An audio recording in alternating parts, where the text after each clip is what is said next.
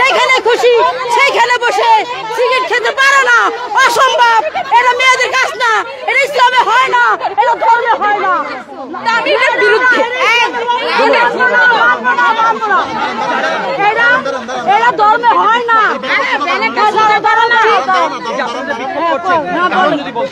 বিক্ষোভ করছি। First of all তাদের এরকম একটা অন্যায়কর অযুক্তিবাদী কথা নিয়ে কিভাবে আন্দোলন করছে। সেকেন্ড হচ্ছে তারা মানে কি বলবো, তারা হচ্ছে পুরোটা একটা অযৌক্তিক ব্যাপার। ইভেন আমরা তাদের থেকে কি শিখছি, তারা একটা বড়দেরকে রেসপেক্ট করতে জানে না। তারা যেখানে একজন বড়, তাদের আমরা ছোটদের থেকে কি শিখছি যে যখন ছোটরা ভুল করবে বড়রা শুধরিয়ে দিবে, সে জায়গায় তারা একজন বড়কে অসম্মান করছে।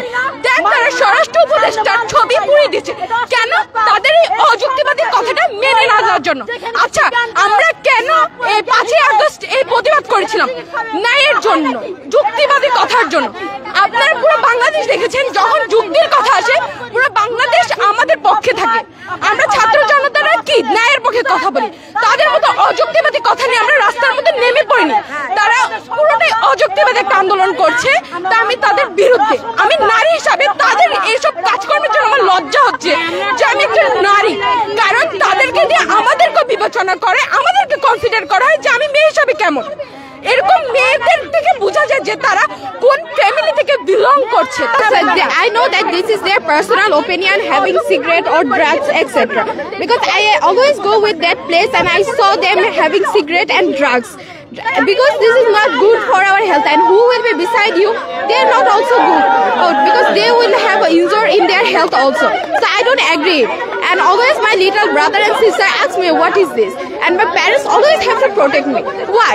Because I don't learn. And why? What we are learning from this generation?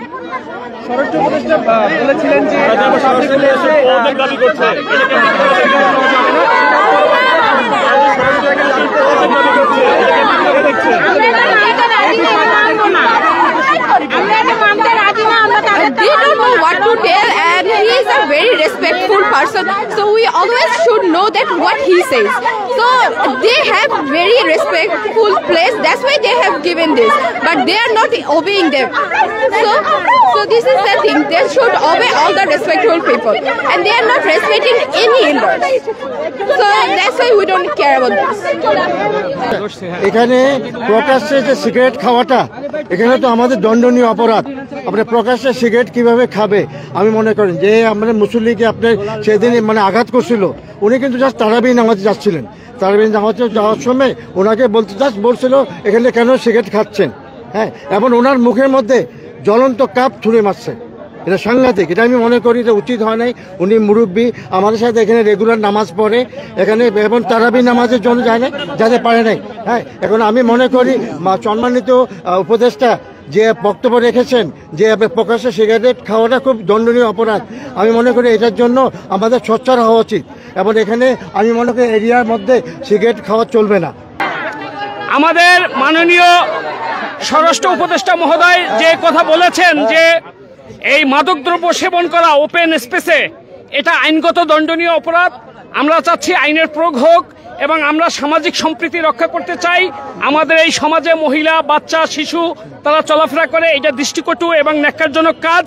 আমরা ওপেনলি মাদকদ্রব্য সেবন এবং সিগারেট খাওয়া এটা থেকে বিরত থাকি, রমজানের পবিত্রতা রক্ষা করি, ইসলামের প্রতি সম্মান প্রদর্শন করি এবং মাননীয় পরিবেশ উপদেষ্টা মহোদয় এবং স্বরাষ্ট্র উপদেষ্টা মহোদয় যে দৃষ্টি আকর্ষণ করি এবং তারা যে বক্তব্য দিয়েছেন তাদের বক্তব্যকে আমরা স্বাগত জানাই এবং সমর্থন করি। আমরা এখানে স্থানীয় বাসিন্দা, আমরা বেশ কিছুদিন যাবত দেখতেছি এই জায়গাটাই মাদকের আখড়াখানা হিসাবে পরিচিত হয়েছে।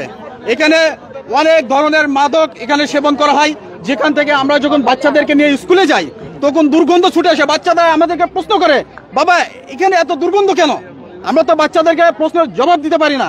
বিভিন্ন জায়গা থেকে বহিরাগতরা এখানে এসে মাদক সেবন করে। এটা নিয়ে আমরা কমিটি থেকে অনেকভাবে আমরা আলোচনা করার চেষ্টা করছি তাদের বোঝানোর জন্য। আমরা এর আগেও এখানে উঠতি বয়সের বাচ্চারা, বিভিন্ন স্কুলের উঠতি বয়সের বাচ্চারা এখানে এসে ওই জায়গাটা একটু নিরিবিলি দেখে এখানে তারা মাদক সেবন করে, বিড়ি সিগারেট খায়, আড্ডা দেয়। আমাদের বাচ্চারা এখানে অনেক সময় যেতে তারা একটু শঙ্কিত হয়ে যায়।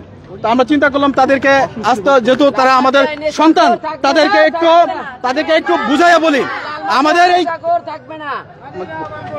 এই প্রক্রিয়া কিন্তু আমরা আরো অনেক আগে শুরু করছি, যে আমরা তাদেরকে বুঝাইয়া তারা যেন এই ধূমপান বা মাদক এখানে সেবন না করে।